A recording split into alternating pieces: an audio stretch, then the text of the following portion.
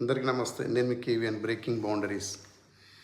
జీవితంలో కష్టం, సుఖం రెండు కలిసే ప్రయాణం చేస్తాయి.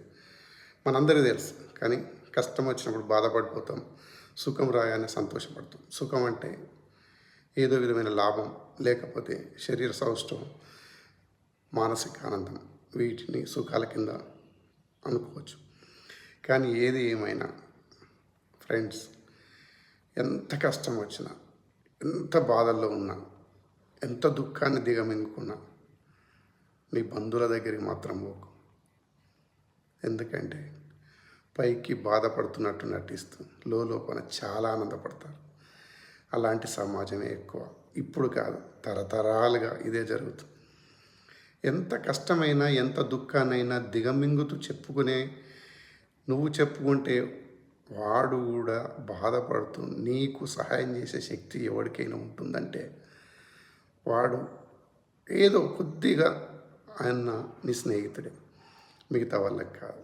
పొరపాటున కూడా అతిశయోక్తిగా కూడా నీ అక్క చెల్లెల ఇంటికి పోయి నీ బాధను వెళ్ళవచ్చు, నీ అన్నదమ్ముల ఇంటికి పోయి నీ బాధను వెళ్ళగక్కకు. అది తీరేది కాదు. సముద్ర తీరం ఎంతో పొడుగు ఉంటుంది, సముద్రంలో ఎంతో నీరు ఉంటుంది. అవన్నీ దాహాన్ని తీర్చలేవు, ఇవి నీ వెదను ఊర్చలేవు. ఇలాంటివి ఎక్కువ జరుగుతుంటాయి. కానీ మనం ప్రతిరోజు అనుకుంటాం నాకుంది బలగం అని. ఆ బలం నీది కాదు, ఆ బలగం నీది కాదు. నువ్వు సృష్టించుకోలేవు. నీ పూర్వీకుల ద్వారా, వారి బంధుత్వాల ద్వారా ఏర్పడ్డటువంటి బంధం అది. నీ నిజమైన బంధుత్వం రెండు నువ్వు ఏర్పరచుకుని. ఒకటి, మొట్టమొదటిది నిన్ను ప్రేమగా చూసే నీ భార్య. రెండవది నిన్ను అర్థం చేసుకునే నీ స్నేహితుడు. కాస్తో కూస్తో నీ మీద జాలి, దయ ఉన్నది అనుకుంటే ఈ ప్రపంచం మీద ఎవరో తెలుసా? నీకు అస్సలు పరిచయం లేని వాళ్ళు, నిన్ను చూడగానే నీ బాధను చూసి చలించే వాళ్ళు ఉంటారు చూడు, వాళ్ళు మాత్రమే. ఈ ప్రపంచం అంతా గుండ్రంగా ఉందని ప్రతి ఒక్కరికి తెలుసు. దానికి అంచులు ఉన్నాయని మనం పరిగెత్తుతాం చూడు, అది ఒక భ్రమ. దానికి అంచు లేవు. ఎటు చూసినా ఒకే విధంగా ఉంటుంది. నీ జీవితం మలుపు కూడా అలాగే ఉంటుంది. ప్రతిదీ నీకు నచ్చినట్టే దొరకాలని లేదు.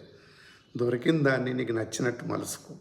అంతేగాని ఆనంద క్షణాలను ఎంతో అద్భుతంగా స్వీకరించి బాధలను మాత్రం భయంతో పరిగెడుతూ వాటిని భరించకు.